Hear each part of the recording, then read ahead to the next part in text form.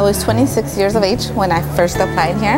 I had never been to college. I couldn't find a job, and I really had I was running out of options, so I considered school as one.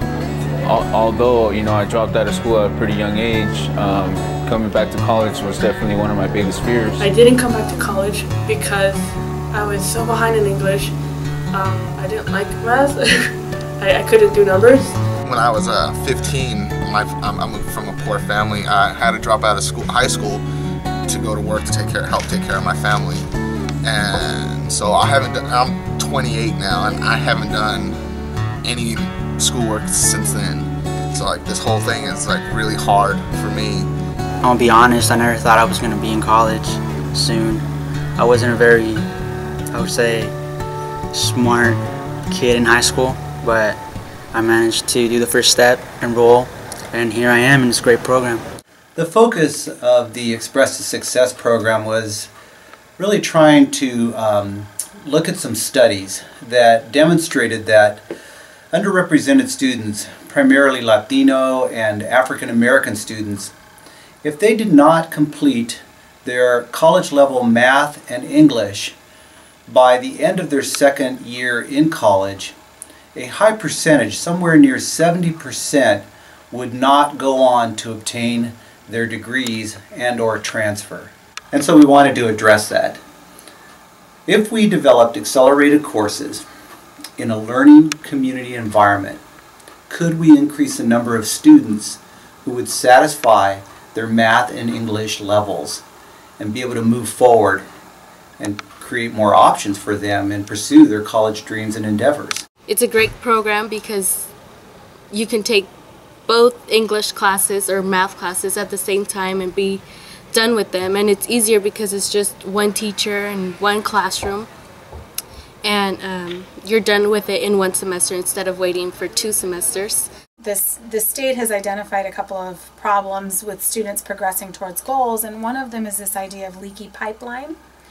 And the leaky pipeline is that our students assess well below college level. A large number of our students assess well below college level.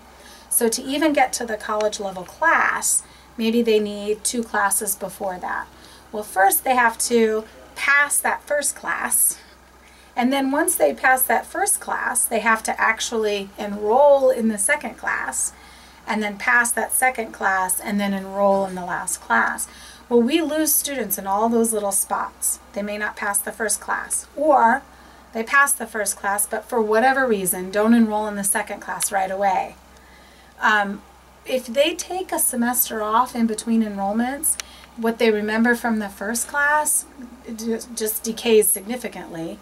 So while they're in that second class, their chances of passing that second class go down considerably. What we do basically is cut out 2 of those little holes in that leaky pipeline, so we don't have to worry about whether or not they're going to take that next class right away. They're already in it. So that's something that hopefully is going to make more students get to their goals faster. And I started counting how many English classes I need if I ever wanted to transfer, and so what it was like a 6-year thing kind of became like maybe a 2.5-year process. So I'm like, I could really do this. The Express to Success program is designed to support students to get to their college level English and math classes more quickly. They tend to be either accelerated and or immersion classes that students take. They're done in a supportive environment where you have faculty and you have tutors there to support you, but there's also counselors like myself there to support you during the duration of your time with our program. You also have book loans available to you, an option to come into our center here to do your homework and walk in and see any one of the counselors, complete student education plans. We also do classroom visits and a variety of other support services that we provide. So all of the students join the Express to Success program the same way. They attend a 1-hour registration advising session. We get to talk to them about the rigors, the pace, the expectations that comes along with joining an accelerated learning community. We want them to come in understanding what they're getting into, but then also we set the bar. We set the bar very high for them so they know what the expectations are. This allows the student to really have a commitment to their education, a commitment to the semester, so they're beginning the semester with purpose. They know what they're signing up for, they know what they're up for this semester. What we do in the program is we have a really well-developed orientation and intake process that shares with the students both what their responsibilities are and what the privileges are of this program. So they come in knowing they're getting something special and that they owe something in return for the specialness of this program in some way. So that happens from the very beginning. The orientation on the first day is an important part of that process, because by the first day of class they already kind of know each other and feel very comfortable, and there's just already a sense that this is, you know, a different kind of class, a class where it has a different feel to it. When we were sitting with the faculty trying to determine how we were going to provide the scheduling and how we wanted to work with the different instruction methods, we started talking about the need for these students to get together. We wanted to create a community, and so the idea came up that, you know, why don't we have an orientation a day before school starts, you know, the Friday before the Monday. And so we took that and ran with it and have required actually the students to come to an orientation, but this orientation is really about them meeting the other members in their class, about them having an opportunity to meet with their instructor in a very informal setting before school starts. On my first day, I was kind of more comfortable because of the mandatory orientation. That really helped a lot, because I got to meet my teacher and some of the students that were going to be with me during the semester. So the first day wasn't like any first day of school, because I already knew what to expect. I already knew my teacher somewhat and some of the classmates, so that was very helpful. We reinforce as instructors the kinds of learning strategies that help build community, whether it's the study groups, whether it's having somebody else read your work, whether it's asking the right kind of questions. So there's a whole culture in the classroom that supports the idea of a shared learning adventure. Like, I didn't think I could write. I didn't think I was like talented enough to write a paper, and it's only been a few weeks since I started the English learning community, and now all of a sudden I'm writing papers that my professor thinks I should consider putting into this book, the Student Voices. It's interesting because it sounds counterintuitive, but it's actually more challenging than the class that I teach at a higher level because I have more time. So we do a lot of writing. We also do a lot more reading. They read 2 book-length works. So I'm challenging them. You know, I want to make them ready ideally for a level 2, levels above where they currently are. And it doesn't sound like it would work well to make the class harder, but I'm amazed at how they rise to the occasion. I never really liked English. I was more like of a math person. Ever since I started taking this class, like, it taught me how to like actually love English, because I never had the opportunity to like be so involved in English and like doing essays and how to doing it step by step, and having those tutors, which the one I had here, she was like amazing. So I was pretty skeptical that students in one semester could really cover that amount of instruction in terms of critical reading, critical thinking, and doing a research paper. And there are moments when I still worry that it's not all going to come together, that it was too much to try to do in 15 weeks. But the theory that informs the pedagogy of the accelerated learning is that if you set the standards and you set the expectations and you provide the steps to meet them, most students can. And so far, I do feel that I'm seeing that, and it's really exciting. It's easier to ask for help for one of your students because you get their numbers, you become friends, you either meet before class, weekends, you do a little study group, and that helps really good. It's very helpful actually, because you get to understand more the subject, the material. So when it comes to doing an essay, you don't even fear no more, because I mean, you already understand well the material you just read, so it just comes naturally when you write an essay. Eventually I had to get to the math, and so I did last year, and I had the opportunity. One of my counselors, she goes, Cindy, they have this opportunity where the learning community, she explained it to me that it was 10 units of math in one semester, and I was like, no, I'm not gonna do that. But I'm glad I listened to her. I'm thankful because of that program, I have been exposed, to other students and other study skills that I didn't have before. In the mathematics model, what we do is we have an opportunity for students to complete 2 math classes in one semester. They happen to be 2 classes that have overlapping content. So in my particular section, it's 2 sections of algebra. We start every topic at where it starts in the lower level course and then teach it all the way through to where that topic stops in the upper level course, rather than what we do in our traditional classes where they do, let's say, 10 topics, but they stop. They don't do the topic all the way through to its most difficult application of that topic. Save that for the next section or the next class. But usually in that next class, they sort of start over again.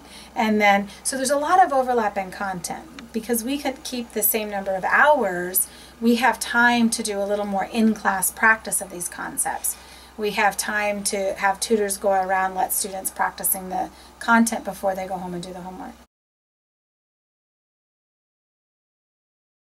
One of the great things about the program is the relationship between the student, the faculty, and the counselor, and how that's really almost like a full circle that happens that doesn't always happen in other outside of this type of model. So if a student's not doing well, and the faculty can immediately contact the student and then in return contact us, and we've informed the students in the beginning of the program, hey, if you're not doing well, we're going to get in touch with you via your faculty letting us know. It's really creates this cohesive, that whole community environment that's so much a part of the program. You get those tutors there all the time, those counselors that are always going to be there, like supporting you. Like if you have problems, you can just go. One of the best byproducts of this program is that we have faculty from various disciplines and groups on campus that meet regularly because of this. So we meet with English faculty, with counselors. My tutor was Stephanie.